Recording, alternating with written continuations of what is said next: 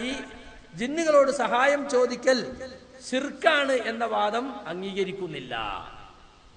ജിന്നുകളോട് സഹായം ചോദിക്കുന്നതും അവരെ വിളിച്ചു പ്രാർത്ഥിക്കുന്നതും ശിർക്കാണ് എന്ന് സമ്മതിക്കാൻ കൂട്ടാക്കാത്തോണ്ടാണ് നടപടി ഉണ്ടായത്. ഉടനെ തന്നെ ഞാൻ മാധ്യമത്തിന് എഴുതി കൊടുത്തു, ജിന്നുകളെ വിളിച്ച് പ്രാർത്ഥിക്കുന്നത് ശിർക്കു തന്നെ. സൃഷ്ടാവായ അള്ളാഹുവിന് പുറമെ ഏത് സൃഷ്ടിയെ വിളിച്ച് പ്രാർത്ഥിക്കുന്നതും ഇസ്തിഗാസ അഥവാ സഹായതേട്ടം നടത്തുന്നതും അത് മലക്കാവട്ടെ ജിന്നാവട്ടെ ശിർക്ക് അഥവാ ബഹുദൈവാരാധനയാണ്. വിജനപ്രദേശത്തോ ജനപ്രദേശത്തോ എവിടെയായാലും അള്ളാഹുവോട് മാത്രമേ പ്രാർത്ഥിക്കാനും സഹായം തേടാനും പാടുള്ളൂ എന്നതാണ് ഇസ്ലാമിന്റെ അടിസ്ഥാന സിദ്ധാന്തമായ തൗഹീദിന്റെ ഏകദൈവാരാധനയുടെ കാതൽ. മറിച്ചുള്ള പ്രചാരണങ്ങൾ തികച്ചും അടിസ്ഥാനരഹിതവും വ്യാജവുമാണ്. ഈ ലേഖകന്റെ പ്രസംഗത്തിലോ എഴുത്തുകളിലോ അത്തരത്തിലുള്ള വല്ല പരാമർശവും വന്നതായി ആർക്കും ഇതുവരെ തെളിയിക്കാൻ സാധിച്ചിട്ടില്ല. ആർക്കും സാധിച്ചിട്ടില്ല. യഥാർത്ഥത്തിൽ എനിക്കിങ്ങനെ ഒരു വാദമില്ല എന്ന് നമ്മുടെ നേതൃത്വത്തിന് അറിയാം. യഥാർത്ഥ അവർ പത്രക്കുറിപ്പ് കൊടുക്കണ്ടേ എന്തിനായിരുന്നു എന്ന്. പക്ഷെ അത് കുറച്ചാണ് പ്രചരിച്ചോട്ടെ. പത്രക്കാരോട് വിളിച്ച് ചോദിച്ചു നോക്കുമ്പോ നിങ്ങളെ സംഘടനയിൽ നിന്ന് തന്നെ കിട്ടിയതാണ് ഞങ്ങൾക്ക്, അല്ല ഞങ്ങൾ മെനഞ്ഞുണ്ടാക്കിയ വാർത്തയൊന്നും അല്ല എന്നാ പറഞ്ഞ്. കണ്ടോ? പിന്നെ വിവരാവകാശ നിയമപ്രകാരം പോയാലും പത്രക്കാർക്ക് ചില ഇളവുകളൊക്കെ ഉണ്ട്. വാർത്തയുടെ സോഴ്സ് പറഞ്ഞോളണമെന്നില്ല എന്നൊക്കെ അവർക്ക് ചില ഇളവുകളൊക്കെ ഉള്ളത് കൊണ്ട് അതിന്റെ പിന്നാലെ പോയിട്ട് കാര്യം. നമ്മൾ മറുകുറിപ്പ് കൊടുത്തു, അവരതും പ്രസിദ്ധീകരിച്ചു, മാതൃഭൂമി പ്രസിദ്ധീകരിച്ചു, മാധ്യമം പ്രസിദ്ധീകരിച്ചു, മലയാളം ന്യൂസിലും ഇന്നലെ കൂടുതൽ അവരും പ്രസിദ്ധീകരിക്കുമെന്നാണ് ഞാൻ വിചാരിക്കുന്നത്. അപ്പൊ സുഹൃത്തുക്കളെ, ഇതൊക്കെ നമ്മൾ തിരുത്തി പറയുന്നത് എന്തിനാണ്? നമ്മളെ കുറിച്ച് ഇല്ലാത്ത കള്ളപ്രചരണങ്ങൾ നടത്താണ്. ഞാൻ ശിർക്കിലേക്ക് പോയി എന്നാ പറയുന്നത്. ഞാൻ മാത്രമല്ല, ഹിറ്റ് ലിസ്റ്റിൽ വേറെയും കുറെ ആളുകളുണ്ട്, അവരൊക്കെ ശിർക്കിലേക്ക് പോയിക്കൊണ്ടിരിക്കുന്നു എന്നാണ്. വാസ്തവത്തിൽ അങ്ങനെ ഒരു കള്ളപ്രചരണം നമ്മുടെ സംഘടനയുടെ ആളുകൾ തന്നെ നടത്തുകയാണ്. അതാണ് എന്നെ തിരിച്ചെടുക്കാതിരിക്കാനുള്ള ഒരു കാരണം. കഴിഞ്ഞ 18-ാം തീയതി എന്നെ തിരിച്ചെടുക്കാൻ വേണ്ടി എക്സിക്യൂട്ടീവ് തീരുമാനിച്ചിരുന്നു. പക്ഷേ തിരിച്ചെടുക്കാൻ തീരുമാനിച്ചിട്ടുണ്ടെന്ന് എക്സിക്യൂട്ടീവ് ഇറങ്ങിയ പലരും വിളിച്ചു പറഞ്ഞു, ഞാൻ ഇപ്പൊ വരും കത്ത് എന്ന് വിചാരിച്ചിരിക്കുമ്പോൾ ഒരു കത്തും കൊണ്ട് ഒരാൾ വരുന്നു. സീഡിയിട്ട് അവരിൽ വീണ്ടും കൂടിക്കാഴ്ചക്ക് ചെല്ലണം. കൂടിക്കാഴ്ചക്ക് ചെന്നപ്പോൾ എന്താ പറഞ്ഞറിയോ? നിങ്ങളെ സംബന്ധിച്ചൊരു അന്വേഷണ സമിതിയെ വെച്ചിരുന്നു. ആ അന്വേഷണ സമിതിയുടെ വിശദമായ റിപ്പോർട്ട് വന്നിട്ടുണ്ട്. ആ റിപ്പോർട്ടിലും തീരുമാനങ്ങളും ഭരണസമിതി അംഗീകരിച്ചിട്ടുണ്ട്. അപ്പോഴാണ് എന്റെ കാര്യത്തിൽ ഒരു അന്വേഷണ സമിതി ഉണ്ട് എന്നറിയുന്നത്. ആരാ അന്വേഷണ സമിതി? അബ്ദുറഹ്മാൻ സലഫി, നൂർ ഷാ, അഹമ്മദ് അലി മദനിയൊക്കെ. എങ്ങനെ ഉണ്ടാവും? കോഴിയെ നോക്കാൻ കുറുക്കനെ ഏൽപ്പിച്ച് എങ്ങനെ ഉണ്ടാവും? എന്റെ കാര്യത്തിൽ അന്വേഷണ ആക്ഷേപം ഉന്നയിക്കുന്നതും അബ്ദുറഹ്മാൻ സലഫി, അന്വേഷണം നടത്തുന്നതും അബ്ദുറഹ്മാൻ സലഫി, വിധി പ്രസ്താവിക്കുന്നതും അബ്ദുറഹ്മാൻ സലഫി, ഇനി അത് ന്യായീകരിച്ച് സംഗമം നടത്തുന്നതും അബ്ദുറഹ്മാൻ സലഫി. നിങ്ങൾ ആലോചിച്ച് നോക്കൂ. എന്റെ കാര്യത്തിൽ നിഷ്പക്ഷനായ ഒരാൾ അന്വേഷണത്തെ വെച്ചോ കക്ഷി എന്ന നിലയ്ക്ക് എന്നെ അറിയിക്കണല്ലോ. ഞങ്ങളാണ് അന്വേഷണ സമിതി, അറിയിച്ചില്ല. അന്വേഷണ സമിതി റിപ്പോർട്ടിന്റെ അടിസ്ഥാനത്തിൽ എന്നൊരു 2 പേജ് എനിക്ക് തന്നു. ആദ്യം തന്ന പേജിൽ എന്താ ഉള്ളത് അറിയോ? അന്വേഷണ സമിതി ശുപാർശ ചെയ്തതും 18/7/2015 KNM ഭരണസമിതി അംഗീകരിച്ചതുമായ തീരുമാനങ്ങൾ. എന്താ തീരുമാനം? 1. കെ സക്കരിയ സലാഹി പഴയ വാദത്തിൽ നിന്ന് ഖേദിച്ചു മടങ്ങുകയും ആയത് പൊതുജനത്തെ ബോധ്യപ്പെടുത്തുന്നതിനായി ജിന്നിനോട് സഹായം ചോദിക്കുന്നത് ശിർക്കാണെന്ന് വ്യക്തമാക്കുന്ന ലേഖനം എഴുതി KNM-ന് സമർപ്പിക്കുകയും KJUവിന്റെ അംഗീകാരത്തോടെ അത് വിചിന്തനത്തിൽ പ്രസിദ്ധീകരിക്കുകയും പ്രസംഗിക്കുകയും ചെയ്യേണ്ടതാണ്. ഇതിന്റെ അടിയിൽ ഞാൻ ഒപ്പിട്ട് കൊടുക്കണം. ഞാനതിനെപ്പറ്റി ചോദിച്ചപ്പോ തർക്കിക്കാനൊന്നും നിൽക്കണ്ട, ഒപ്പിടുന്നുണ്ടോ അല്ലേ അത് മാത്രം പറഞ്ഞാൽ. അധികാര സ്വരത്തിൽ റമദാൻ മാസാണ്, 70 കിലോമീറ്ററോളം യാത്ര ചെയ്ത് വന്നിട്ട് എനിക്ക് നല്ല ചൂടും എനിക്ക് ചുണ്ടൊക്കെ വരേണ്ട സന്ദർഭമാണ്. ഞാൻ തർക്കിക്കാതെ ഞാനപ്പോൾ അതിന്റെ അടിയിൽ എഴുതി കൊടുത്തു, മേൽപ്പറഞ്ഞ കാര്യം എനിക്ക് ആലോചിക്കാനും പഠിക്കാനും സമയം ആവശ്യമാണ്. ഇപ്പൊ ഒപ്പിട്ട് തരാൻ പറ്റൂല, എനിക്ക് പഠിക്കാൻ സമയം ആവശ്യമാണ്. അപ്പൊ ഞാൻ ഇത് ഒപ്പിട്ട് കൊടുത്താൽ എന്തായി? മുമ്പ് എനിക്ക് പഴയ വാദത്തിന് ഖേദിച്ചു മടങ്ങണം. അപ്പൊ എന്റെ പഴയ വാദം എന്താ? ജിന്നിനോട് എന്ത് തേടിയാലും ശിർക്കല്ല എന്നൊരു വാദം എനിക്കുണ്ട്. അപ്പൊ അതിൽ ഞാൻ ഒപ്പിട്ട് കൊടുക്കൂല എന്ന് ഉറപ്പാൻ എന്തിനാറിയോ? പിരിച്ചെടുത്തു എന്ന് പറയാ, പക്ഷേ ചെറിയ ചില നിബന്ധന വെച്ചപ്പോ സ്വീകരിച്ചില്ല. നല്ല ചെറിയ നിബന്ധന ഉള്ളത്. ഇത് അവരെ ഗ്രൂപ്പിൽ ആഭ്യന്തര യുദ്ധം ഉണ്ടായി. കാരണം എന്നെ തിരിച്ചെടുത്താല് ഞാൻ ശിർക്കിലേക്ക് പോയി നീ കോക്കസ് നാടാകെ പ്രചരിപ്പിച്ചിരുന്നു. അപ്പൊ കോക്കസ് മീറ്റിംഗ് കൂടിയിട്ട് കോക്കസ് നേതാവിനോട് നിങ്ങൾ അയാളെ തിരിച്ചെടുക്കാൻ നിൽക്കുക, നമ്മൾ ഇതുവരെ പറഞ്ഞ കളവെന്ന് വരൂലേ അയാളെ തിരിച്ചെടുത്താ? അപ്പൊ കോക്കസ് നേതാവ് പറഞ്ഞു, നിങ്ങൾ പേടിക്കണ്ട, അതൊക്കെ ഇതിന്റെ ഉള്ളിക്കിന് കയറാതിരിക്കാനുള്ള നിബന്ധനകള് നമ്മൾ ഉണ്ടാക്കി വെച്ചിട്ടുണ്ട്. ചെന്നു എനിക്ക് ഒപ്പിടാൻ കഴിയില്ലല്ലോ. എന്നിട്ട് ഞാന് ഈ യോഗം നടക്കുന്ന അതറിഞ്ഞിട്ട് 18-ാം തീയതി യോഗം നടക്കുന്നത് അറിഞ്ഞിട്ട്, കാരണം എനിക്ക് അന്ന് ഒപ്പിടാൻ പറ്റില്ല, ഞാൻ തിരിച്ചു പോന്നു. ആലോചിക്കാനും പഠിക്കാനും എന്തൊരു ഫിത്തനയാണ് റബ്ബേ ഇത് എന്ന് മനസ്സിലാക്കിയിട്ട് ഞാൻ എന്ത് ചെയ്തു, ഞാൻ പോന്നിട്ട് അപ്പൊ എന്നോട് അന്ന് ചോദിച്ചു എപ്പോഴാ ഒപ്പിട്ട് തരാ വെച്ചു. ഞാൻ പറഞ്ഞ റമദാനൊക്കെ അല്ലേ, റമദാൻ കഴിയട്ടെ, എന്നാലും ഡേറ്റ് പറഞ്ഞൂടെ. ഡേറ്റ് ഒന്നും പറയണ്ട, ഞാൻ പെട്ടെന്ന് തരാം, 1 മാസം അങ്ങനെ മാസമൊന്നും ആഴ്ചയൊന്നും പറയണ്ട, ഞാൻ പെട്ടെന്ന് തരാം. ആ റമദാൻ കഴിഞ്ഞ് 3 ദിവസം കഴിഞ്ഞിട്ട് ഞാനിത് കൊണ്ടുപോയി കൊടുക്കുന്നത്. 6 നോമ്പിന്റെ അന്ന് എക്സിക്യൂട്ടീവ്, അത് ഒരാഴ്ച കഴിഞ്ഞിട്ട് കൗൺസില്, പെട്ടെന്ന് ചടുലമായി കാര്യങ്ങൾ. 6 നോമ്പിനൊക്കെ ആരെങ്കിലും എക്സിക്യൂട്ടീവ് വിളിക്കലുണ്ടോ? ഈ പ്രായം ചെന്ന ആളുകൾ അവിടെ CDTOR പോണേ. അപ്പൊ അതെല്ലാം ചില തീരുമാനങ്ങളാണ്. എന്നിട്ട് ഞാൻ അന്ന് രാവിലെ ഇത് ഉണ്ടെന്ന് ഞാൻ അറിയുന്ന 2 ദിവസം മുമ്പാണ് എന്റെ കാര്യം ഞാൻ തീരുമാനം എടുക്കാണ്. അല്ലെങ്കിൽ ഇതാ നീ ഒപ്പിട്ടില്ലെങ്കിൽ അടുത്ത നടപടിയിലേക്ക് നീങ്ങും നിന്നോട് പറഞ്ഞിട്ടില്ല. ഇത്രാന്തിക്കകം ഒപ്പിട്ട് തരണമെന്നും പറഞ്ഞിട്ടില്ല. സക്കരിയ, നീ ഒപ്പിടാതെ പോയാൽ ഇപ്പോഴുള്ള ഇത് അങ്ങനെ തന്നെ നിലനിൽക്കും. അതെന്താ? ഖുത്ബ മാത്രം പറയാ, KNM പോഷകങ്ങളിൽ പരിപാടി പങ്കെടുക്കാൻ പാടില്ല.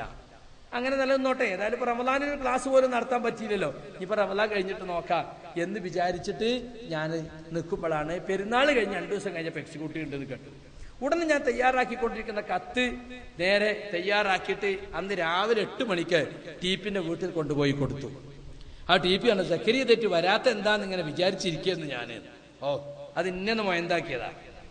ഞാൻ വിചാരിച്ച് വളരെ സന്തോഷത്തിലായിരിക്കും പറഞ്ഞു. നേരെ പോയിട്ട് പുറത്തേക്കായി ഇത്. എന്ന് മാത്രം എന്റെ ഒപ്പം വന്ന ആളോട് പറഞ്ഞു, ഇത് ഞങ്ങൾ തമ്മിലുള്ള വൈജ്ഞാനിക ചർച്ച കേട്ടോ, നിങ്ങൾ ഇതിൽ കക്ഷി ചേരരുത് കേട്ടോ എന്ന് സാധാരണക്കാരനായ പ്രവർത്തകനോട് പറയുകയും ചെയ്തു. കൈയൊക്കെ കൊടുത്ത് സന്തോഷത്തിൽ പിരിഞ്ഞ് കട്ടചായൊക്കെ തന്ന്. അപ്പൊ ഞാൻ വിചാരിച്ചില്ല പ്രശ്നം തീരും.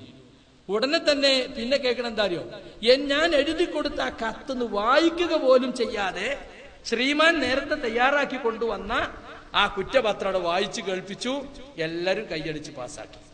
ഞാൻ TPക്ക് കൊടുത്തതിന് ശേഷം AP യോഗത്തിന് APക്ക് കൊടുത്തു, നൂർഷ സാഹിബിന് കൊടുത്തു, MM മദനിക്ക് കൊടുത്തു, പന്നൂരിന് കൊടുത്തു, പറപ്പൂരിന് കൊടുത്തു. അവരൊക്കെ എക്സിക്യൂട്ടീവ് ഉള്ളവരാ, അവരൊക്കെ അറിഞ്ഞോട്ട് ഞാൻ ഇങ്ങനെ കത്ത് കൊടുത്തിട്ടുണ്ട് എന്ന നിലക്ക്. പക്ഷെ ആ കത്ത് ചർച്ച ചെയ്യുക പോലും ചെയ്യാതെ എന്നിട്ട് ഞാൻ ആ കത്ത് കൊടുത്തിട്ട് CPക്ക് വായിച്ച് കേൾപ്പിച്ചു കൊടുത്തു. സർ, അന്ന് KJUൽ ചർച്ച ഉണ്ടായപ്പോ നിങ്ങൾ എന്നോട് പറഞ്ഞത് ഓർമ്മല്ലേ, ജിന്നുകളെ വിളിച്ച് സഹായം ചോദിക്കാന്ന്. സക്കരിയാക്ക് ഏതായാലും വാദമല്ലല്ലോ, അത് ഹറാമാണ്, വർജിക്കപ്പെടേണ്ടതാണ്. ഭൗതിക സഹായമാണെങ്കിൽ പോലും അത് ശിർക്കിലേക്കുള്ള വസീലയാണ് എന്നൊക്കെയാണല്ലോ സക്കരിയ നിന്റെ വാദം. എങ്കിൽ പിന്നെ ഈ ശിർക്കാണെന്ന് പറഞ്ഞ് നിനക്ക് ഒപ്പിട്ടൂടെ എന്ന് പറഞ്ഞിട്ട് നമ്മൾ 2 അഭിപ്രായം ഉണ്ടാകണ്ടല്ലോ എന്ന് നിങ്ങൾ നിർബന്ധിച്ചിട്ടാണ് സർ അന്ന് ഞാൻ ഒപ്പിട്ടെ. അപ്പൊ എനിക്ക് ഇല്ലാത്ത വാദമല്ല സർ നിങ്ങൾ ഇപ്പൊ എഴുതി തന്നിരിക്കണത്, നിങ്ങൾ തന്നെ പറഞ്ഞതല്ലേ അത്. അതുകൊണ്ട് ആ ഭാഗം ഒഴിവാക്കി തന്നാൽ ഞാൻ ഒപ്പിട്ട് കൊള്ളാം സർ എന്ന് ഞാൻ അതില് വ്യക്തമായി തന്നെ പറഞ്ഞു. ഞാൻ അദ്ദേഹത്തിന് കൊടുത്ത ആ കത്തിൽ അവസാനം ഞാൻ അത് അദ്ദേഹത്തിന് വായിച്ച് കേൾപ്പിച്ചു കൊടുത്തു. ജിന്നിനോട് സഹായം തേടാമെന്ന വാദം നമുക്കാർക്കും ഇല്ലെന്നിരിക്കെ മടവൂരികൾ ഉണ്ടാക്കിയ ദുരാരോപണങ്ങളിൽ നാം പെട്ടുപോകരുതെന്നും ലൈഫായ ഒരു ഹദീസിന്റെ പേരിൽ ഭിന്നിക്കുന്നത് നാണക്കേടാണെന്ന കാര്യം നാം പ്രത്യേകം ഓർക്കണമെന്നുമാണ് എനിക്ക് വിനയപൂർവ്വം അപേക്ഷിക്കാനുള്ളത്. 31/7/2012 നിങ്ങൾ എനിക്ക് ഒപ്പുവെച്ച് അംഗീകരിക്കാൻ വേണ്ടി നൽകിയ 2 പേപ്പറുകളിൽ നിന്നും എനിക്ക് ഇല്ലെന്ന് ഞാൻ തന്നെ മുകളിൽ വ്യക്തമാക്കിയ വാദങ്ങൾ ഒഴിവാക്കി തരണമെന്നും അതുവഴി 2 പ്രസ്താവനകളിലും ഒപ്പിടാൻ എനിക്ക് സാഹചര്യം ഉണ്ടാക്കി തരണമെന്നും വിനയപൂർവ്വം ഞാൻ അപേക്ഷിക്കുന്നു. ഇത്രയും കാലം ശിർക്കിനെതിരെ ശബ്ദിച്ച ഞാൻ ശിർക്കിലേക്ക് പോയി എന്ന് ധ്വനിപ്പിക്കുന്ന എനിക്കൊരിക്കലും സഹിക്കാൻ കഴിയാത്ത സക്കരിയ സലാഹി പഴയ വാദം ഖേദിച്ചു മടങ്ങുന്ന വാചകങ്ങൾ സത്യത്തിന് നിരക്കാത്തതായതുകൊണ്ട് മാത്രമാണ് ഇങ്ങനെയൊരു അപേക്ഷ എനിക്ക് നേതൃത്വത്തിന്റെ മുമ്പിൽ സമർപ്പിക്കേണ്ടി വന്നത്. ഇത് ഞാൻ TPക്ക് വായിച്ചു കൊടുത്തു. TP തലകുലുക്കി. പക്ഷെ ഒന്ന് വായിച്ച സുഹൃത്തുക്കളെ അവിടെ വായിച്ചില്ല എന്ന് മാത്രമല്ല, എനിക്ക് തന്ന ഷോക്കോസ് നോട്ടീസിൽ പറഞ്ഞത് ഇപ്പൊ നിങ്ങൾ കണ്ടില്ലേ, പുളിക്കൽ വെച്ച് പ്രഖ്യാപിത ആദർശങ്ങൾക്കും പ്രബോധന മര്യാദകൾക്കുമെതിരായി ഞാൻ പ്രസംഗിച്ചു. പ്രഖ്യാപിത ആദർശം, ഏത് പ്രഖ്യാപിത ആദർശത്തിന് എന്താണ് ഞാൻ പ്രസംഗിച്ചത് എന്ന് 3 സിറ്റിംഗ് കഴിഞ്ഞു. എനിക്ക് ബോധ്യപ്പെടുത്തി തന്നിട്ടില്ല, പറഞ്ഞിട്ടില്ല, എഴുതി തന്നിട്ടില്ല. ഇന്നാൽ ഇന്ന പ്രഖ്യാപിത ആദർശത്തിനെതിരിൽ നീ ഇന്നത് പ്രസംഗിച്ചു. അന്വേഷണ സമിതി അത്ര റിപ്പോർട്ടുകൾ പരിശോധിച്ചു, ഇത്ര പരാതികൾ പരിശോധിച്ചു. അതൊക്കെ കോടതി ഭാഷയിൽ പരാതികൾ എഴുതി വാങ്ങുകയും പലരെ കൊണ്ടും പരാതി കൊടുപ്പിക്കുകയും അങ്ങനെ ഉണ്ടാക്കിയതാണ് ആ റിപ്പോർട്ട്. ഞാൻ കഴിഞ്ഞ പുറത്താക്കലുണ്ടായപ്പോ പത്രത്തിൽ വന്ന് അവസാനം ഞാൻ APന്റെ അടുത്ത് പോയി എന്റെ വിശദീകരണം പറയാൻ വേണ്ടിയിട്ട്. അപ്പോ ഞാൻ ചോദിച്ചപ്പോ എന്താ സർ പ്രശ്നം, എന്താ പ്രശ്നം? അപ്പൊ പറഞ്ഞു ജിന്നും സീറും എല്ലായിടത്തും ചെന്നാലും ജിന്നും സീറുവാ പറയണേ. അപ്പൊ ഞാൻ മനസ്സിലാക്കി ഇതൊരു പുതിയ വിഷയല്ലേ, ഇതിപ്പോ പഠിച്ചോലും പഠിക്കാത്തോലും ഉള്ള തർക്കമൊക്കെ സാധാരണ അല്ലേ. ആ ഭാഷ എനിക്ക് കിട്ടിയത് എവിടുന്നറിയോ? നൂർഷാ സാഹിബിന്റെ നിന്നാണ്. എന്നെ പുറത്താക്കിയെന്ന വിവരം അറിഞ്ഞപ്പോ ഞാൻ അദ്ദേഹവുമായുള്ള വ്യക്തിബന്ധത്തിന്റെ പേരിൽ വിളിച്ചു, നൂർഷക്ക് അങ്ങനെ പ്രശ്നമുണ്ടല്ലോ, എന്താ വിഷയം? ജിന്നും സീറും പറഞ്ഞതാണ് ഇത്രേ. നിങ്ങളൊക്കെ 5 കൊല്ലായിട്ടല്ലേ ഇത് പറയൽ തുടങ്ങിയിട്ടുള്ളൂ അല്ലേ? ഇതൊരു പുതിയ വിഷയമല്ലേ? ഒരു പുതിയ വിഷയമാകുമ്പോ പഠിച്ചോലും പഠിക്കാത്തോലുള്ള തർക്കമൊക്കെ സാധാരണ അല്ലേ? അതിനുണ്ട് അകത്താക്കലും പുറത്താക്കലും. ഏതാ അടുത്ത എക്സിക്യൂട്ടീവ് നിങ്ങളൊന്ന് ക്ഷമിക്കുന്ന പറഞ്ഞു. അടുത്ത എക്സിക്യൂട്ടീവിന് മുമ്പ് അത് പിൻവലിപ്പിക്കാനുള്ള പണികൾ പിന്നെ നടന്നു. കണ്ടോ, അന്ന് ഞാൻ എ പി അബ്ദുൽ ഖാദർ മൗലവിയോട് പറഞ്ഞു, സർ ഇങ്ങനെയാണെങ്കിൽ ഒരാളുടെ പ്രസംഗത്തിൽ നിന്ന് ഇങ്ങനെ തെറ്റ് പിടിക്കാനായിട്ട് കുറെ ആള് നടക്കുകയാണെങ്കിൽ എനിക്കിനി പ്രസംഗിക്കാൻ താല്പര്യമല്ല. ഇങ്ങനെ തെറ്റ് മാത്രം കണ്ടെത്താൻ നോക്കണം. നിങ്ങളെ പ്രസംഗത്തും തെറ്റ് കാണാം. ഒരു കൊല്ലം നിങ്ങളെ പ്രസംഗത്തിന്റെ പിന്നാലെ ഒരാൾ ഇങ്ങനെ വരിക, ഒരു ചാരന് ഇങ്ങനെ വിടുക, എന്നിട്ട് ഓരോ സ്ഥലത്തും ഓരോ അടച്ചെടുക്കുക, എന്നിട്ട് ഒരു കൊല്ലം കഴിഞ്ഞിട്ട് അവിടെ ഇങ്ങനെ പറഞ്ഞു ഇവിടെ ഇങ്ങനെ പറഞ്ഞു ക്ലിപ്പ് ഉണ്ടാക്കിയാൽ നിങ്ങൾക്ക് ഇതിലും നടപടി എടുക്കേണ്ടി വരും. ഇതൊന്നും സഹപ്രവർത്തകരായ ആളുകൾ ചെയ്യാൻ പാടില്ലാത്ത കാര്യമാണ്. ദഅവത്ത് രംഗത്ത് പരസ്പര വിശ്വാസത്തിന്റെ അടിസ്ഥാനത്തിൽ മുന്നോട്ട് പോകുന്ന നമുക്ക് യോജിക്കാത്തതാണ് എന്ന് അന്ന് തന്നെ ഞാൻ പറഞ്ഞിരുന്നു. അപ്പൊ സുഹൃത്തുക്കളെ, ഞാൻ ഒപ്പിട്ടില്ല അപ്പൊ നാട്ടിലാകെയുള്ള പ്രചാരണം. എന്താ ഞാൻ ഒപ്പിടാതിരിക്കാൻ കാരണം? ഒരു പേപ്പർ മാത്രല്ല, രണ്ടാമത് തന്ന പേപ്പറിൽ എന്താണെന്നറിയോ? അത് കേട്ടോളി. KNM ഭരണസമിതി മുമ്പാകെ KK സക്കരിയ സലാഹി ബോധിപ്പിക്കുന്നത് അവരെ എഴുതിക്കൊണ്ടു നിൽക്കുക എന്നോട് ഒപ്പിടിക്കാൻ. ജിന്നിനോടുള്ള സഹായതേട്ടം, ജിന്നുബാധയുണ്ടെന്ന് സംശയിക്കുന്നവരെ ചികിത്സിക്കൽ തുടങ്ങിയ വിഷയങ്ങളിൽ എന്റെ സംസാരങ്ങളിലും ലേഖനങ്ങളിലും വന്ന പ്രമാണവിരുദ്ധമായ കാര്യങ്ങളിൽ ഞാൻ ഖേദിക്കുന്നു. അപ്പൊ എനിക്ക് പ്രമാണവിരുദ്ധമായിട്ട് കുറെ വന്നിട്ടുണ്ട്, അതിലൊക്കെ ഞാൻ ഏതാ വന്നത് അതാദ്യം ബോധ്യപ്പെടുത്തി തരണ്ടേ, എന്നിട്ടല്ലേ ഖേദിക്കാൻ പറയാ. സാങ്കല്പിക വാദത്തിന്റെ പേരിൽ ഖേദിക്കാൻ പറ്റുമോ? ജിന്നിനോടുള്ള സഹായതേട്ടം, ജിന്നുബാധ സംശയിക്കുന്നവർ ചികിത്സിക്കൽ എന്ന വിഷയത്തിൽ പ്രമാണവിരുദ്ധമായ കുറെ പ്രസംഗങ്ങളും ലേഖനങ്ങളൊക്കെ എന്റെ ഉണ്ടായിട്ടുണ്ട്. എന്നാൽ അത് ഇന്നെ ബോധ്യപ്പെടുത്തി തന്നിട്ട് ഞാൻ തിരുത്തിയില്ലെങ്കിലല്ലേ നടപടി എടുക്കുക? നിങ്ങൾ ആലോചിക്കുക, ഞാൻ ഗൾഫിൽ പോകുമ്പോഴാണ് എനിക്ക് നടപടി ഉണ്ടായത്. എന്നിട്ട് ഞാൻ ഗൾഫിലാണെന്ന് അറിഞ്ഞിട്ട് വാറണ്ട് കൊണ്ടേ കൊടുക്കാൻ വീട്ടിൽ കൊണ്ടേ കൊടുത്തിക്ക ആള്. എന്താ ഞാൻ തിരിച്ചു വരൂലേ? ഒരു നടപടി എടുക്കുമ്പോ എനിക്കെതിരെ ഒരു ആക്ഷേപം കിട്ടിയാല് ആ ആക്ഷേപം സത്യമാണോ എന്ന് എന്നോട് വിളിച്ച് ചോദിച്ചിട്ട് ഞാനത് തിരുത്താൻ തയ്യാറായിട്ടില്ലെങ്കിൽ അല്ലേ ശിക്ഷ വിധിക്കാം. ഞാൻ അന്ന് ചോദിച്ചു ഏപ്പിനോട്, സർ സാധാരണ കോടതിയിൽ പോലും ഉണ്ടല്ലോ, കുറ്റം ആരോപിക്കപ്പെട്ട ആളോട് വിശദീകരണം ചോദിച്ചിട്ട് ആ വിശദീകരണം തൃപ്തികരമല്ലേ സർ നടപടി എടുക്കാം? കുറ്റപത്രം വായിച്ചു കേൾപ്പിച്ചിട്ട് പ്രതിക്ക് എന്തെങ്കിലും പറയാനുണ്ടോ എന്ന് ചോദിക്കുന്നത് മുനിസിപ്പൽ കോടതി പോലും ഉണ്ടല്ലോ സർ. ആ ഒരു നിങ്ങൾ എനിക്ക് തന്നില്ലല്ലോ. നിങ്ങൾ ആരൊക്കെ ആക്ഷേപം പറഞ്ഞു, നിങ്ങൾ എന്നെ വിചാരണ നടത്താതെ നിങ്ങൾ തന്നെ തീരുമാനമെടുത്തു എന്നെ പുറത്താക്കി. അതല്ലേ നടന്നത്? ഇപ്പോഴുണ്ടായത് എന്താ? വിലക്ക് ഏർപ്പെടുത്തി. അതൊരു ശിക്ഷയാണല്ലോ. എല്ലായിടത്തേക്കും സർക്കുലർ കൊടുത്തു, പ്രഖ്യാപിത ആദർശത്തിനും പ്രബോധന മര്യാദക്കുമെതിരായി പ്രസംഗിച്ചു എന്ന്. അപ്പൊ ആളുകൾ വിചാരിക്കെന്താരോ, ഓ നേതാക്കന്മാർ തന്നാലേ എന്തുമില്ലാതെ അവര് പറയോ. ഇതന്നെയാണ് ഖുറാഫികൾക്കും സംഭവിച്ചത്. ഈക്കേം കണ്ണിയത്തും ഒക്കെ പോ ഒന്നും കാണാതെ പറയോ, ഓലിപ്പോ നമ്മളെ നരകത്ത് കൊണ്ടുപോകുവോ, അതുകൊണ്ട് തെളിവും ഞാനൊന്നും നമ്മൾ നോക്കണ്ട, അവര് പറയണ മിണിങ്ങിയാ മതി. ഇതല്ലേ തഖലീദ്? പച്ച തഖലീദ് ഇതല്ലേ? അതിൽ നിന്നല്ലേ നമ്മൾ ജനങ്ങളെ മോചിപ്പിച്ചു കൊണ്ടുവന്നത്? തെളിവും ന്യായൊക്കെ അവർ നോക്കിയിട്ടുണ്ടാവും, നമ്മൾ നോക്കേണ്ടതില്ല. ഈ രൂപത്തിലാണ് ഇപ്പൊ ചില ആളുകൾ സംഘടന അനുസരിക്കണ്ടേ. സംഘടന അനുസരിക്കണം, എല്ലാരും അനുസരിക്കണം, മാതാപിതാക്കൾ അനുസരിക്കണം, ഗുരുനാഥന്മാരനുസരിക്കണം. പക്ഷേ ലാ തഅത ലിമഖ്ലൂഖിൻ ഫീ മഅസിയത്തിൽ ഖാലിഖ്, ഖാലിഖായ അല്ലാഹുവിന് എതിർ പ്രവർത്തിക്കുന്ന വിഷയത്തിൽ ഒരു സൃഷ്ടി അനുസരിക്കേണ്ടതില്ല. അതല്ലേ നമ്മൾ പഠിച്ചത്? അബൂബക്കർ സിദ്ദീഖ് റളിയല്ലാഹു അൻഹു ഭരണം കിട്ടിയിട്ട് അദ്ദേഹം നടത്തിയ നയപ്രഖ്യാപന പ്രസംഗം നമ്മളൊന്ന് കേൾക്കണം. എന്താ പറഞ്ഞത്? അത്തിഊനി മാ തഅതുല്ലാഹ വറസൂലഹു, അല്ലാഹുവും റസൂലിനും ഞാൻ അനുസരിക്കുന്നിടത്തോളം കാലം നിങ്ങൾ എന്നെ അനുസരിക്കണം. അല്ലാഹുവും റസൂലും ഞാൻ എതിര് പ്രവർത്തിച്ച് നിങ്ങൾ കണ്ടാൽ നിങ്ങൾക്ക് എന്നെ അനുസരിക്കാൻ ബാധ്യത നിങ്ങൾക്കില്ല. ഈ ഒരു തത്വത്തിലല്ലേ മുജാഹിദ് പ്രസ്ഥാനം മുന്നോട്ട് പോകുന്നത്. എന്നാൽ സുഹൃത്തുക്കളെ, അതിനൊക്കെ പുറമെ എന്താണ് വസ്തുത എന്ന് അന്വേഷിക്കില്ല. പണ്ടൊക്കെ ആണെങ്കിൽ ആളുകൾ അന്വേഷിക്കും. നമ്മുടെ ബഹുമാനപ്പെട്ട ദേവർശ്വല, KMK ദേവർശ്വല, എന്റെ ഉപ്പയുമായിട്ടൊക്കെ വളരെ ബന്ധം, നമ്മളെ വീട്ടിലൊക്കെ ഒന്ന് താമസിക്കുന്ന ആളാണ്. കടവത്തൂരിൽ അദ്ദേഹം ജാമ്യയുടെ കളക്ഷനുമായി ബന്ധപ്പെട്ട് വന്നപ്പോ ഞാനിങ്ങനെ ഇറങ്ങിപ്പോയപ്പോ എന്താ കാണാതെ പോണ് നിൽക്ക അവിടെ എന്നൊക്കെ പറഞ്ഞ് ഞങ്ങൾ വർത്താനൊക്കെ പറഞ്ഞു കുറെ. അങ്ങനെയൊക്കെ സംസാരിച്ച് കുറെ കാര്യം, ഇന്നത്തെ പ്രശ്നങ്ങളൊക്കെ സംസാരിച്ചപ്പോ അദ്ദേഹം പറയാം, അപ്പൊ ജിന്നുകളെ വിളിച്ച് സഹായം തേടാൻ എനിക്ക് വാദമില്ലല്ലേ, ഞാൻ എന്നാ അപ്പൊ നേരം വരെയും വിചാരിച്ച എനിക്ക് ആ വാദമുണ്ട് എന്നാണ്. അദ്ദേഹം സംസ്ഥാന എക്സിക്യൂട്ടീവ് മെമ്പറാണ്. നിങ്ങൾ ആലോചിച്ച് നോക്കൂ.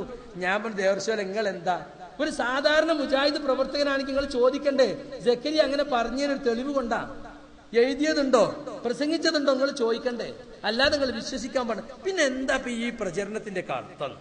ഞാൻ പറഞ്ഞു, നിങ്ങൾ പറഞ്ഞേരി എന്താ ഈ പ്രചരണത്തിന്റെ അർത്ഥം? ഞാൻ പല സ്റ്റേജുകളിലും വെല്ലുവിളിച്ചില്ലേ എന്ന് മാത്രല്ല, ഞാൻ മാത്രല്ല, എനിക്ക് അങ്ങനെ വാദമില്ലാന്ന് അനസ് മൗലവി 8 മാസം മുമ്പ് ബഹ്റൈനിൽ പോയപ്പോ ഒരാൾ ചോദിച്ചു. AP അബ്ദുൽ ഖാദർ മൗലിക്ക് ഒരാൾ ഫോൺ ചെയ്തിട്ട് പറയുണ്ടല്ലോ, ജിന്നാളെയും മലക്കുകളെയും വിളിച്ച് പ്രാർത്ഥിക്കാന്ന് കായംകുളത്ത് വന്ന് സക്കരിയ സലാഹി പ്രസംഗിച്ചു, അതുകൊണ്ട് ഇനി ഓനങ്ങൾ പ്രസംഗത്തിന് വിളിക്കണ്ട. അപ്പൊ ഞാൻ പ്രസംഗിച്ചു എന്നുള്ളതിന് എന്താ തെളിവ്? മടവൂരിന്റെ ഫോൺ ക്ലിപ്പ്. മടവൂരി AP-നെ വിളിച്ചിട്ട് പറയാണ്, ഇവിടെ എങ്ങനെയൊക്കെ പ്രസംഗിച്ചു, എന്നാ നിങ്ങൾ ഓനെ വിളിക്കണ്ട. അപ്പൊ അതിന്റെയൊക്കെ തെളിവുണ്ട് എന്നാണ് ഈ ചോദിക്കുന്ന ആള് പറയുന്നത്.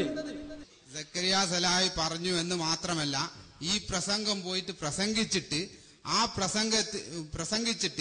അബ്ദുൽ ഖാദർ മൗലവി ഇദ്ദേഹത്തെ പ്രസംഗത്തിന് വേണ്ടി വിളിക്കരുത് എന്ന് പോലും പറഞ്ഞത് നിങ്ങൾ സമ്മതിക്കുകയാണെങ്കിൽ ഇവിടെ ക്ലിപ്പ് കേൾപ്പിക്കാൻ ഞാൻ തയ്യാറാണ് എന്ന് അറിയിക്കുകയാണ്. അത് വെറുതെ സദസ്സിൽ വെറുതെ ഒരു മോശമായ രീതിയിൽ നിങ്ങൾ ആക്കണോ എന്നുള്ള രീതിയിലാണ് ഞാനിത് കേൾപ്പിക്കാൻ തയ്യാറാകാത്തത് എന്നും ഞാൻ പറയുകയാണ്. സക്കരിയ സലാഹി പറഞ്ഞു എന്നുള്ളതിനാ തെളിവ് വേണ്ടത്. സക്കരിയ സലാഹി പ്രസംഗിച്ചിട്ട് അവനെ പ്രസംഗിക്കാൻ ക്ഷണിക്കരുത് എന്ന് അബ്ദുൽ ഖാദർ മൗലവി, അതായത് നിങ്ങളുടെ സെക്രട്ടറി ബഹുമാന്യനായ AP അബ്ദുൽ ഖാദർ മൗലവി പറഞ്ഞത് പോലും കേൾപ്പിക്കാൻ എനിക്ക് കഴിയും എന്നാണ് അബ്ദുൽ ഖാദർ മൗലവി പറഞ്ഞോ ഇല്ലയോ എന്നല്ല, സക്കരിയ സലാഹി പ്രസംഗിച്ചു എന്നാണ് നിങ്ങൾ പറഞ്ഞത്. ഇനി അവിടെ ഇരുന്ന് ഞാൻ പറഞ്ഞുതരാം, അവിടെ ഇരിക്കും, വിഷമിക്കണ്ട. ഇനി അതല്ല, അതെച്ചാല് നമ്മുടെ സാധാരണ ചില ആളുടെ മുഖാമത്തിൽ ഒരു എര കിട്ടിയാൽ അങ്ങോട്ട് കൊളുത്തി വലിക്കല, അതറിയാത്തോണ്ടല്ല നമ്മൾ അങ്ങനെ ആ രൂപത്തിൽ അദ്ദേഹത്തെ വഷളാക്കാൻ ഉദ്ദേശിക്കുന്നില്ല. ഇനി ഒരു കാര്യം പറയട്ടെ, AP അബ്ദുൽ ഖാദർ മൗലവി പറഞ്ഞു അദ്ദേഹം വേറൊരു ട്രെയിനിങ്ങിലേക്ക് പോവാണ്, ആയിക്കോട്ടെ. ഇതിപ്പോ വാല് പൊക്കുമ്പോൾ അറിയാം ഇതെന്തിനായി പോണത് എന്നുള്ള വിവരം നമുക്കറിയാം. അപ്പോ നാട് നീളെ ധരിപ്പിച്ചുകൊണ്ടിരിക്കുന്ന ഒരു തെറ്റിദ്ധാരണ, ആ തെറ്റിദ്ധാരണയിൽ കുടുങ്ങിയിട്ടോ അല്ലാതെയോ ആണ് അദ്ദേഹം ഇവിടെ വന്നിട്ടുള്ളത്. അദ്ദേഹത്തെ സംബന്ധിച്ചിടത്തോളം ഇപ്പോൾ അദ്ദേഹത്തിന് സക്കരിയ സലാഹി ജിന്നൊന്നുമല്ല വിഷയം. അദ്ദേഹത്തെ സംബന്ധിച്ചിടത്തോളം ചോദിക്കാൻ ഒരുപാട് വിഷയങ്ങളുണ്ട്. ആ വിഷയത്തിലേക്ക് ഞങ്ങൾ ഇൻഷാ അല്ലാഹ് നിങ്ങളെ കൊണ്ടുവരിക തന്നെ ചെയ്യും.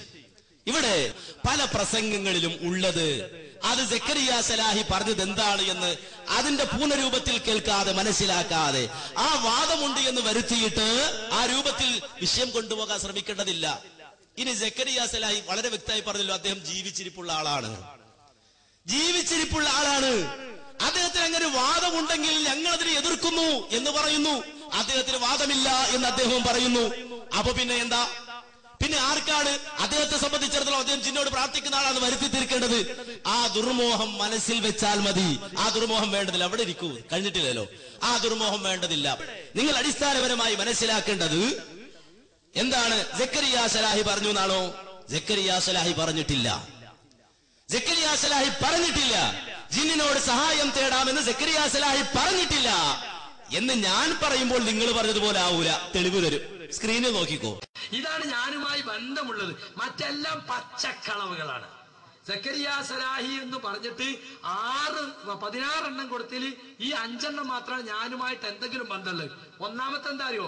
അപകടഘട്ടങ്ങളിൽ ജിന്നിനോടും മലക്കിനോടും സഹായം തേടാൻ ഞാൻ വെല്ലുവിളിക്കുന്നു ലോകത്തുള്ള സർവ്വ മടവൂരികളെയും. എവിടെയാ ഞാനിത് എഴുതിയത്?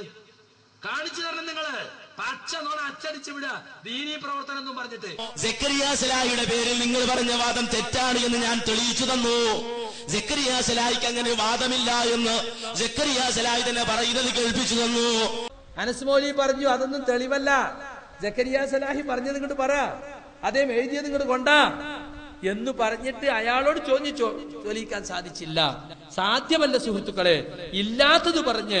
അതാണ് ഞാൻ ഓതി വെച്ച ആയത്ത്, വല്ലദീന യുദൂനൽ മുഅ്മിനീന വൽ മുഅ്മിനാത്തി, സത്യവിശ്വാസികളായ പുരുഷന്മാരെയും സ്ത്രീകളെയും ദ്രോഹിക്കുന്നവർ ബിഗൈരി മക്തസബു, അവർ ചെയ്യാത്ത കുറ്റത്തിന്റെ പേരിൽ, ഫഖദ് ഇഹ്തമലൂ ബുഹ്താനം വ ഇസ്മം മുബീന, അവർ വമ്പിച്ച അപരാധവും കുറ്റവുമാണ് പേറിയിട്ടുള്ളത്.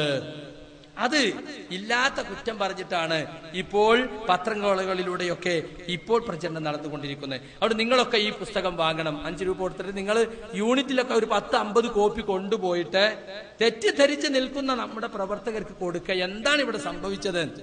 എല്ലാവരും നടക്കുമ്പോൾ നമ്മളൊന്നും അറിയാത്ത പോലെ ആകാൻ പാടില്ലല്ലോ. അതുകൊണ്ടാണ് സുഹൃത്തുക്കളെ ഞാൻ ഇത് പറയുന്നത്. നമ്മളെ യഥാർത്ഥത്തിൽ എന്താ ഇവിടെ വിഷയം എന്നറിയോ? നമ്മുടെ പ്രമാണങ്ങളോടുള്ള ഇസ്ലാഹി പ്രസ്ഥാനത്തിന്റെ സമീപനം അത് സലഫുകൾ സ്വീകരിച്ച പോലെ സ്വീകരിക്കുന്നതിൽ പലർക്കും വൈമുഖ്യമാണ്. മടവൂരികളുമായി ഉണ്ടായ പ്രശ്നത്തിൽ ജമിയത്തുൽ എടുത്ത തീരുമാനത്തിൽ ഒന്നാമത്തെ തീരുമാനം എന്താ? ഇസ്ലാമിക വിശ്വാസാചാരങ്ങൾ സ്വീകരിച്ചാചരിക്കുന്നതിനും പരിശുദ്ധ ഖുർആനും തിരുസുന്നത്തും മനസ്സിലാക്കുന്നതിനും സച്ചരിതരായ സലഫിന്റെ മാർഗം അവലംബിക്കേണ്ടതാണ്. അല്ലേ? അതല്ലേ മുസ്ലിം മടവൂരിന് ആളുകളെ നമുക്കുണ്ടായിരുന്ന വ്യത്യാസം അല്ലേ? അന്ന് AP സലഫി മന്നജ് വിശദീകരിക്കുമ്പോ പറഞ്ഞൊരു തമാശ എനിക്ക് ഓർമ്മ വരാണ്. ആളുകളെ വിചാരം സലഫി മന്നജ് പറഞ്ഞ അബ്ദുറഹ്മാൻ സലഫിന്റെ എന്തോ മന്നജാണെന്ന ആളുകളെ വിചാരം. പറഞ്ഞത് തമാശയാണെങ്കിലും ഇപ്പൊ യഥാർത്ഥത്തിൽ അങ്ങനെ ആയിട്ടുണ്ട്. ആ അവസ്ഥയിലേക്ക് ഇപ്പൊ കാര്യങ്ങൾ എത്തിയിട്ടുണ്ട്. നിങ്ങൾ ആലോചിച്ച് നോക്കൂ, നമ്മുടെ ആളുകള് പഠിക്കുന്നില്ല പഴയതുപോലെ. പണ്ടത്തെ മുജാഹിദ് പ്രവർത്തകർ പഠിക്കാറുണ്ടായിരുന്നു. അമാനി മൗലവിന്റെ പരിഭാഷയുടെ വാങ്ങി വെക്കും ഷോക്കേസിൽ, വായിച്ചു നോക്കൂല. മുതിർന്ന ആളുകൾ പലരും വായിച്ചിട്ടുള്ളത് CNN പരിഭാഷയാണ്. CNN പരിഭാഷ ശുദ്ധ അഖ്ലാനി പരിഭാഷയാണ്. ജിന്ന് എന്ന് പറഞ്ഞൊരു വർഗം തന്നെയല്ല, അത് മനുഷ്യരിലെ അപരിഷ്കൃത വർഗമാണ്. ജിന്നും ഇൻസും എന്ന് പറഞ്ഞ കാടനും നാടനും. ജിന്ന് കാടൻ, ഇൻസ് നാടൻ. തുണിയും കുപ്പായിട്ട് പരിഷ്കൃതനായി ജീവിക്കുന്നവൻ ഇൻസ്. ആദിവാസിയായിട്ട് കാട്ടിലും പൊന്തലൊക്കെ ജീവിക്കുന്ന ആദിവാസി ജിന്ന്. ഈ രൂപം എന്താ? അത് ജിന്ന് എന്നൊരു വേറെ വർഗമുണ്ട് എന്ന് പറഞ്ഞാൽ ആളുകൾ വിശ്വസിക്കൂല. അപ്പൊ ആളുകളെ വിശ്വസിപ്പിക്കാൻ വേണ്ടി യഥാർത്ഥത്തിൽ CN മൗലവിയുടെ ദുർവ്യാഖ്യാനങ്ങളാണ് നമ്മൾ ഇവിടെ നമ്മുടെ ഖുർആൻ പരിഭാഷ വേഗം ഇറക്കാൻ വാസ്തവത്തിൽ കാരണമായിട്ടുള്ളത് എന്ന് നമ്മൾ മനസ്സിലാക്കണം. ആ CNisമാണ് ഇന്ന് പലരുടെയും ഉള്ളിലിരിക്കുന്നത്. അത് പോയിട്ടില്ല. ഇപ്പൊ നിങ്ങൾ നോക്കുക, മ്യൂസിക് പാടില്ലാത്തതാണ് എന്ന് അമാനി മൗലവിയുടെ ഖുർആൻ പരിഭാഷയിലുണ്ട്. നിങ്ങൾ ഇന്ന് പോയിട്ട് എടുത്തു നോക്കി. സൂറത്ത് ലുഖ്മാൻ 6-ാമത്തെ വചനം, വമിനന്നാസി മൻ യസ്തരി ലഹുവൽ ഹദീസി ലിയുദില്ല അൻ സബീലില്ലാഹി ബിഗൈരി ഇൽമിൻ വയത്തഖിദഹാ ഹുസുവാ. മനുഷ്യന്മാരിൽ ചിലരുണ്ട് വിനോദ വാർത്തകളെ വിലക്ക് വാങ്ങുന്നവർ. അള്ളാഹുവിന്റെ മാർഗത്തും ജനങ്ങളെ തെറ്റിക്കാൻ വേണ്ടി ഒരു അറിവുമില്ലാതെ ആ മാർഗത്തെ പരിഹാസ്യമാക്കി തീർക്കാനും വേണ്ടി അവർക്ക് നിന്ദ്യാവഹമായ ശിക്ഷയുണ്ട്. ഇവിടെ എന്താ ലഹുൽ ഹദീസ്? അമാനി മൗലവി വിശദീകരിച്ചിട്ടുണ്ട്. അതാ വെള്ളം കൃഷിയെ ഉൽപ്പാദിപ്പിക്കുന്നത് പോലെ സംഗീതം ഹൃദയത്തിൽ കപട വിശ്വാസത്തെ ഉൽപ്പാദിപ്പിക്കും. മ്യൂസിക് ഇങ്ങനെ കേട്ടുകൊണ്ടിരുന്ന നിഫാഖ് ഇങ്ങനെ മുളച്ചു വരുന്നു. ജാബിർ റളിയല്ലാഹു അൻഹു നിന്ന് റസൂൽ പറഞ്ഞ റിപ്പോർട്ട് ചെയ്യുന്ന ഹദീസ് കൊടുക്കാണ്. അടുത്തത്, കൊട്ടുമേളങ്ങളെയും കുഴൽവാദ്യങ്ങളെയും വിഗ്രഹങ്ങളെയും കുരിശുകളെയും തുടച്ചു നീക്കുവാനും എന്നോട് കൽപ്പിച്ചിരിക്കുന്നു. അപ്പൊ റസൂലുള്ളാഹിന്റെ നിയോഗമനത്തിന്റെ ഉദ്ദേശം തന്നെ ഇത്തരത്തിലുള്ള വാദ്യോപകരണങ്ങളെ എന്ത് ചെയ്യലാണ്? നിരോധിക്കലാണ്. അങ്ങനെ സംഗീതത്തെ കുറിച്ച് ഹദീസ് കൊടുത്ത്, സഹാബത്തിന്റെ വ്യാഖ്യാനം കൊടുത്ത്, ലഹുൽ ഹദീസ് കൊണ്ട് ഉദ്ദേശം ഖിന ആണെന്ന് ഇബ്നു മസ്ഊദ് പറഞ്ഞ അസറെടുത്ത് കൊടുത്ത് ഒക്കെ പഠിപ്പിച്ചിട്ടും നമ്മളെ കുറ്റിപ്പുറം സമ്മേളനത്തിലും കൂടി എന്താ ഉണ്ടായിരുന്നത്? ഈ മനുഷ്യന്മാർക്ക് ഒരു ചുക്കും തിരിയൂല. നല്ല മ്യൂസിക് അല്ലേ? നമ്മൾ കേട്ടില്ല എത്ര മ്യൂസിക് ഗാനങ്ങൾ, തൗഹീദ് ഗാനെന്നും പറഞ്ഞിട്ട്. അപ്പൊ ഒന്നുകിൽ ഇത് വായിച്ചിട്ടില്ല, അല്ലെങ്കിൽ വായിച്ചു പക്ഷെ നമുക്ക് ഉൾക്കൊള്ളാൻ പറ്റൂല. പരിഭാഷ വേറെ, നമ്മൾ ആദർശം വേറെ. ഈ രൂപത്തിലേക്ക് പോയി. ഇപ്പൊ ജിന്നും സീറൊക്കെ യഥാർത്ഥത്തിൽ അതാണ്. അമാനി മൗലവിയുടെ ഖുർആൻ പരിഭാഷയും അമാനി മൗലവിയുടെ ഇസ്ലാമിക ജീവിതമൊന്നും വായിച്ച ആളുകൾക്ക് ഇതിലൊന്നും വലിയ സംശയങ്ങളില്ല. എന്താ കാരണം? അമാനി മൗലവി പറഞ്ഞിട്ടുണ്ട്. വിശുദ്ധ ഖുർആൻ പരിഭാഷ നിങ്ങൾ എടുത്ത് വായിച്ചു നോക്കൂ, അതിലൊരുപാട് സംഗതികൾ പറഞ്ഞിട്ടുണ്ട്. ഇപ്പോ സിഹ്ർ ഫലിക്കുന്നതിനെ സംബന്ധിച്ച് 1960കളിൽ ഇറക്കിയ നമ്മുടെ ഖുർആൻ പരിഭാഷയാണ് വമിൻ ശർരി നഫാസാത്തി ഫിൽ ഉഖദ്, സൂറത്തുൽ ഫലക്കിന്റെ വ്യാഖ്യാനം. അലവി മൗലവിയും അമാനി മൗലവിയും എഴുതി KM മൗലവി പരിശോധിച്ചതാണ്. അതിൽ പറയുന്നത് എന്താ? അതിൽ പറയുന്നത് ഈ പറഞ്ഞ നഫാസാത്ത് ഫിൽ ഉഖദ്, കെട്ടുകളിൽ മന്ത്രിച്ചൂത് എന്ന് പറയുന്നത് സാഹിറന്മാരാണ്, മന്ത്രവാദികളാണ്. സിഹ്ർ ഫലിക്കുകയില്ല എന്ന വിശ്വാസം പിഴച്ച കക്ഷിയായ മുഅ്തസിലത്തിൽ നിന്നും വന്നിട്ടുള്ളതാണ്. വ്യക്തമായി അത് പറഞ്ഞിട്ടുണ്ട്. പക്ഷേ ഞങ്ങളൊക്കെ ജാമ്യ പഠിച്ച കാലത്ത് പോലും നമ്മളൊക്കെ അതിനെതിരായിട്ടാണ് അബ്ദുസ്സലാം സ്വല്ലമി എന്നൊക്കെ പഠിച്ചത്.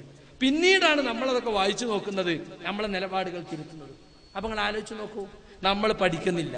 പഠിക്കാത്തത് കൊണ്ടുണ്ടായ ഒരുപാട് സംഗതികൾ.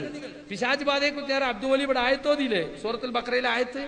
ആ ആയത്തിനെ പറ്റി ചില ആളുകളൊക്കെ പറഞ്ഞത് ഒരു ആലങ്കാരിക പ്രയോഗം മാത്രമാണ്, യഥാർത്ഥത്തിൽ പിശാച് ആരെയും മറിച്ചു വീഴ്ത്തുന്നില്ല എന്ന് ചിലർ പറയുന്നു. അപ്പൊ സുഹൃത്തുക്കളെ, പ്രത്യേകം നമ്മൾ ശ്രദ്ധിക്കേണ്ട ഒരു കാര്യം, ഞാൻ എന്തെങ്കിലും പറയുമ്പോൾ കൈയടിക്കുകയോ മറ്റ് വല്ലാതെ ബഹളാക്കുകയോ ചെയ്യരുത്, ഒരു അദബ് കേടാണെന്ന് പ്രത്യേകിച്ച് ഓർമ്മപ്പെടുത്താൻ.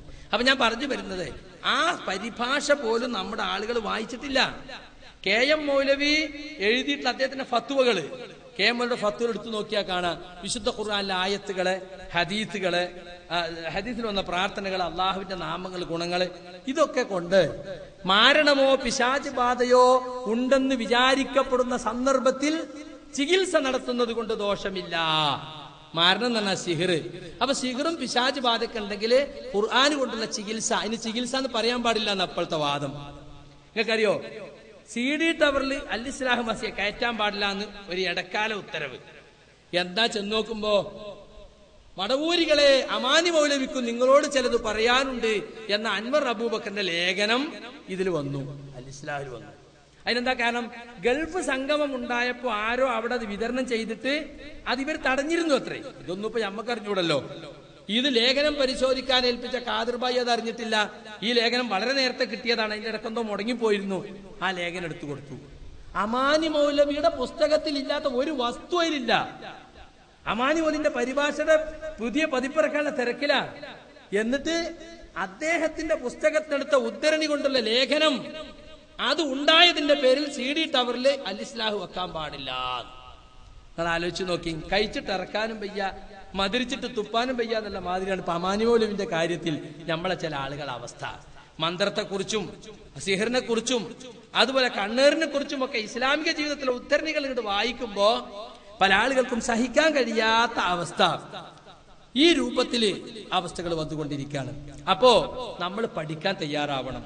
എനിക്ക് സലഫി പ്രവർത്തകരോട് പറയാനുള്ളതാണ്, ഏതൊരു പ്രതിസന്ധിയെ നമുക്ക് മറികടക്കാൻ സാധിക്കുന്നത് വിജ്ഞാനം നേടുന്നതിലൂടെ മാത്രമാണ്. നമ്മളൊക്കെ പഠിക്കണം. പഠിക്കുന്നതിൽ നമ്മൾ പിന്നോട്ട് പോയാൽ എന്ത് പ്രശ്നങ്ങൾ ഉണ്ടാകുമ്പോൾ നമുക്കൊന്നും തിരിയാതെയാവും. നമുക്കൊരു തരം തക്ലീദ് അടിച്ചേൽപ്പിക്കപ്പെടും. എന്താ അവിടെ നടക്കുന്നത് നമുക്ക് തിരിയാണ്ടായി പോകും.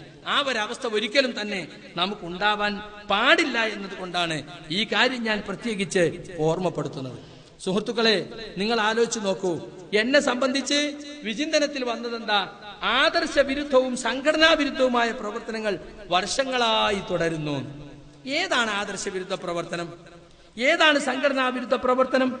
നിങ്ങൾ നോക്കൂ, 5 മാസത്തിലധികമായി എന്നെ പ്രസംഗരംഗത്ത് വിലക്കിയിട്ട് പലരും എന്നെ വിളിച്ചു, നിങ്ങൾക്ക് പറയാനുള്ളത് പറഞ്ഞോളി, ഞങ്ങൾ മൈക്കേട്ടി തരാം, ഞങ്ങൾ പെർമിഷൻ എടുത്തോളാം. ഞാൻ പോയില്ല. സംഘടനയുടെ തീരുമാനമല്ലേ, അതുകൊണ്ട് ഞാനത് അനുസരിക്കാണ്. പല ആളുകളും ചോദിക്കും, ഇതൊക്കെ നേരത്തെ പറയണം, 5 മാസം കഴിഞ്ഞിട്ടാ പറയാം. എന്തുകൊണ്ടാ വൈകിയത്? സംഘടനയെ അനുസരിച്ച്, നേതാക്കന്മാരനുസരിച്ച് അച്ചടക്കത്തോടെ ഞാൻ നിന്നത് കൊണ്ടാണ് എനിക്കിത് പറയാൻ അവസരം കിട്ടാതിരുന്നത്. വാസ്തവത്തിൽ മുജാഹിദ് പ്രവർത്തകരെ ശിർക്ക് ആരോപിച്ച് ചേരിതിരിക്കുന്ന പ്രവർത്തനങ്ങൾ ഇവിടെ ശക്തിപ്പെട്ടപ്പോ ബന്ധപ്പെട്ടവരോട് ഞാൻ പോയിട്ട് പറഞ്ഞിട്ടുണ്ടായിരുന്നു, ഇങ്ങനെ പാടില്ലത്. നിങ്ങളുടെ ഈ വിശദീകരണ യോഗങ്ങള് ആളുകളെ ചേരിതിരിക്കാൻ മാത്രം ഉപകരിക്കുള്ളൂ എന്ന് പറഞ്ഞിട്ടുണ്ടായിരുന്നു. ഗൾഫ് രാജ്യങ്ങളിലൊക്കെ ഇപ്പൊ 2 കഷ്ണായി. കണ്ടോ, എവിടെ നേതാക്കളെ സന്ദർശനം ഉണ്ടായോ പിറ്റേന്ന് അവിടെ 2 ചേരിയായി. അതിനായിട്ട് പോവുകയാണ്. മനസ്സിലായില്ലേ? കുവൈത്തിൽ മാത്രം നടന്നിട്ടില്ല, ബാക്കിയുള്ളവർക്കൊക്കെ നടന്നു. സൗദിയിലൊക്കെ ഉള്ള അവസ്ഥ എന്താ? ഭിന്നിപ്പ് ആളുകൾക്കിടയിൽ ഉണ്ടായി, പരസ്പരം ചേരി തിരിഞ്ഞ് പല പ്രമുഖ പ്രവർത്തകരും ഇസ്ലാഹി സെന്ററിന് പുറത്താണ്. എന്ന് മാത്രമല്ല, അവിടുത്തെ ജാലിയാത്തിന്റെ കീഴിൽ, സാധാരണ രാജ്യങ്ങളെ പോലെ സൗദി അറേബ്യ, അവിടെ ദഅവത്ത് ഗവൺമെന്റിനെ നേരിട്ട് നടത്തുന്നതാ, അല്ലെങ്കിൽ ഗവൺമെന്റ് അർദ്ധ സർക്കാർ സ്ഥാപനമായ കോഓപ്പറേറ്റീവ് ഓഫീസുകൾ മുഖേന നടക്കുന്നതാണ്. അവരുമായി ബന്ധപ്പെട്ട് നമ്മൾ പ്രവർത്തിക്കുന്നത്. ഇവിടെ ഉള്ള KNMന്റെ എല്ലാ സർക്കിളും അവിടെ അടിച്ചേൽപ്പിക്കാൻ ശ്രമിച്ചാൽ എങ്ങനെ ഉണ്ടാവും? പല ജാലിയാത്തുകളിലും ഇന്ന് നമുക്ക് സ്വാധീനം നഷ്ടപ്പെട്ടുകൊണ്ടിരിക്കുകയാണ്. നമ്മുടെ പ്രബോധനങ്ങൾക്ക് അവിടെ തടസ്സം ഉണ്ടായിക്കൊണ്ടിരിക്കുകയാണ്. കാരണം എന്താ അറിയോ? നാഷണൽ കമ്മിറ്റി എന്ന് പറഞ്ഞൊരു സാധനം ഉണ്ട് അവിടെ. അപ്പൊ അടുത്ത കാലത്ത് ഉണ്ടായതാ. സൗദിക്ക് മൊത്തം ഒരു കമ്മിറ്റി. അപ്പൊ നിങ്ങൾ വിചാരിക്കും എല്ലാ ഇസ്ലാഹി സെന്ററിലെയും പ്രതിനിധികൾ മീറ്റിംഗ് കൂടിയിട്ട് തെരഞ്ഞെടുക്കണായിരിക്കും. ഇസ്ലാഹി സെന്ററിൽ അറിയുന്നല്ല, ഇവിടുന്ന് ഒറ്റതാ ഇക്കൊല്ലത്തെ നാഷണൽ കമ്മിറ്റി. അത് ഇവിടുന്ന് അങ്ങോട്ട് അടിച്ചേൽപ്പിക്കലാണ്. അത് സ്വീകരിച്ചോളണം, പോഷക സംഘടനയല്ലേ. അങ്ങനെ വരണമെന്നാ പറയാം. അബ്ദുറഹ്മാൻ സലഫി പറയണത് ഇങ്ങനെ വരണം. എല്ലാ പോഷക സംഘടനയും നമ്മൾ 4 ആളങ്ങ് തീരുമാനിച്ചിട്ട് നമ്മളങ്ങ് കമ്മിറ്റി ഉണ്ടാക്കിയിട്ട് നമ്മളങ്ങ് പറയും, എല്ലാരും അങ്ങ് സ്വീകരിച്ചോളണം. അതാ നാഷണൽ കമ്മിറ്റി. നാഷണൽ കമ്മിറ്റി അതിലിപ്പോ വലിയ പ്രധാനപ്പെട്ട ഒരു സംഗതി, യാ ഇബാദല്ലാഹ് അയ്നൂനി എന്ന ഹദീസുമായി ബന്ധപ്പെട്ട് അബ്ദുൽ ജബ്ബാർ മദീനിയുടെ ക്ലാസ് ഇപ്പങ്ങളൊക്കെ കേട്ടിട്ടുണ്ടാവും. അദ്ദേഹത്തിന് നെറ്റിലൊക്കെ കിട്ടും, നൂർ ഓൺലൈനിൽ കാണാം. അദ്ദേഹത്തിന് ഏതായാലും നാഷണൽ കമ്മിറ്റിയിൽ ഇടം കിട്ടിയിട്ടുണ്ട്. അതെങ്ങനെ കിട്ടിയെന്നാവും? ശിർക്ക് മറ്റുള്ളവരെയൊക്കെ പുറത്താക്കാനുള്ള കാരണം, ആ കാരണം അദ്ദേഹത്തിനുണ്ട്. പക്ഷെ അദ്ദേഹത്തെ അവിടെ ഇട്ടിരിക്കുകയാണ്. ഈ നാഷണൽ കമ്മിറ്റിയെ സംബന്ധിച്ച് ഒരുപാട് പരാതികൾ ഇസ്ലാഹി സെന്ററുകൾക്കുണ്ട്. ഒരു ശൂറയില്ലാത്തതാണ്. വാസ്തവത്തിൽ ഇന്നത്തെ പ്രശ്നം എന്താ നിങ്ങള്, ഒരു ചേരിതിരിവും ഭിന്നിപ്പും ഉണ്ടായാൽ അത് പോയി പറയാനുള്ളതാണ് സംസ്ഥാന നേതൃത്വം. പക്ഷേ ഇപ്പോഴത്തെ അവസ്ഥ എന്താ, അവരെന്നെ ഭിന്നിപ്പ് സ്പോൺസർ ചെയ്യാണ്. പിന്നെ ആരോടാ നമ്മൾ പറയാ? നമുക്ക് പറയാൻ ആരുമില്ല. ഈ പ്രശ്നവുമായി ബന്ധപ്പെട്ട് വിചാരണയ്ക്ക് പോയപ്പോ ഞാൻ രണ്ടാളും ഒറ്റക്കുള്ളപ്പോ പറഞ്ഞു, നിങ്ങൾ പ്രസിഡന്റും സെക്രട്ടറി, ഞങ്ങൾക്ക് എല്ലാവർക്കും പരാതി പറയാനുള്ളവരങ്ങള്, നിങ്ങളൊരിക്കലും ഒരു പക്ഷം ചേരരുത്. അത് മുജാഹിദ് പ്രവർത്തന വികാരമാണ്. KNM ഇലക്ഷൻ ഉണ്ടായപ്പോ പറഞ്ഞു, ഒരിക്കലും പ്രസിഡന്റിനെയും സെക്രട്ടറിയും വോട്ടെടുപ്പിലൂടെ തെരഞ്ഞെടുക്കാൻ പാടില്ല, അത് ഈ കൗൺസിലിന്റെ ഏകകണ്ഠമായ അഭിപ്രായത്തിൽ തെരഞ്ഞെടുക്കണം. അതിന് പലരും മറികടക്കാൻ നോക്കി, പക്ഷെ കൗൺസിലർമാർ അനുവദിച്ചില്ല. അങ്ങനെ എല്ലാവരുടെയും ഐക്യകണ്ഠേനയുള്ള തീരുമാനം അനുസരിച്ചാണ് പ്രസിഡന്റിനെയും സെക്രട്ടറിയും തെരഞ്ഞെടുത്തത്. പക്ഷെ പിന്നീട് ചില ആളുകളൊക്കെ നിഷേധിച്ചു, വേണമെങ്കിൽ ഒന്നുകൂടി വോട്ടിനിടാം, അങ്ങനെ അല്ലാണെന്നൊക്കെ പറഞ്ഞു. അതൊക്കെ വേറെ കാര്യമാണ്. ഏതായിരുന്നാലും മുജാഹിദുകളുടെ പൊതുവികാരം അതാണ്. നമ്മളെ സംബന്ധിച്ചിടത്തോളം നമ്മൾ സംഘടന എന്തിനാ? ദഅവത്ത് നടത്താനാണ്, ദഅവത്ത് മുടക്കാനല്ല. എന്നാൽ ഇപ്പൊ കുറച്ചു കാലമായിട്ട് വിദേശത്തായാലും നാട്ടിലായാലും ദഅവത്ത് എങ്ങനെ മുടക്കാം എന്നതിനെ സംബന്ധിച്ചാണ് ഇപ്പോൾ കാര്യമായ ഗവേഷണം നടന്നുകൊണ്ടിരിക്കുന്നത്. സുഹൃത്തുക്കളെ, നമ്മളെ സംബന്ധിച്ചിടത്തോളം നമ്മൾ സലഫി മൻഹജിന്റെ പേരിലാണ് ഈ മടവൂർ വിഭാഗവുമായി വിട്ടുപിരിഞ്ഞ് ഇപ്പറഞ്ഞത്. ഇപ്പൊ എന്താ സംഭവിച്ചാൽ, മടവൂർ വിഭാഗം എന്താണോ പറഞ്ഞിരുന്നത് 5-8 കൊല്ലം മുമ്പ്, അത് ഇപ്പൊ നമ്മൾ ആളുകൾ വര തെറ്റാതെ അക്ഷരം പ്രതി പറഞ്ഞുകൊണ്ടിരിക്കുകയാണ്. ഒരു കവി ചോദിച്ചില്ലേ, ഇക്കണ്ടതാണ് ഇന്ത്യയെങ്കിൽ എന്തിനു നാം തല്ലിയോടിച്ചു ആ സായിപ്പിനെ, ഇക്കണ്ടതാണ് KNM എങ്കിൽ എന്തിനു നാം തല്ലിയോടിച്ചു ആ പാവങ്ങളെ. എന്തിന് തല്ലിയോടിച്ചു?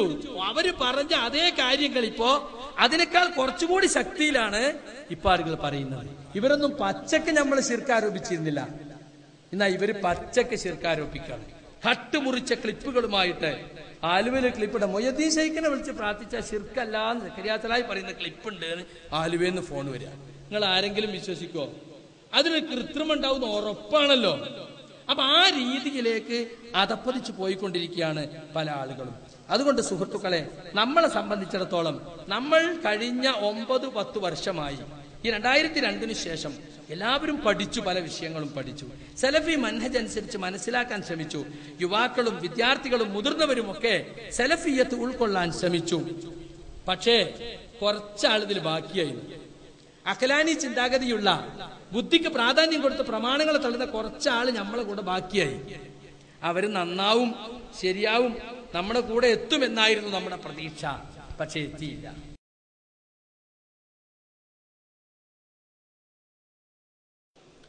അസ്സലാമു അലൈക്കും വറഹ്മത്തുള്ളാഹി വബറകാതുഹു. അൽഹംദുലില്ലാഹിൽ വാഹിദിൽ ഖഹാർ വസ്സലാത്തു വസ്സലാമു അലാ അശ്റഫിൽ അംബിയാഇ വൽ മുർസലീൻ മുഹമ്മദിൻ വആലിഹി വസഹാബത്തിഹി അജ്മഈൻ. പ്രിയമുള്ള സഹോദരി സഹോദരന്മാരെ,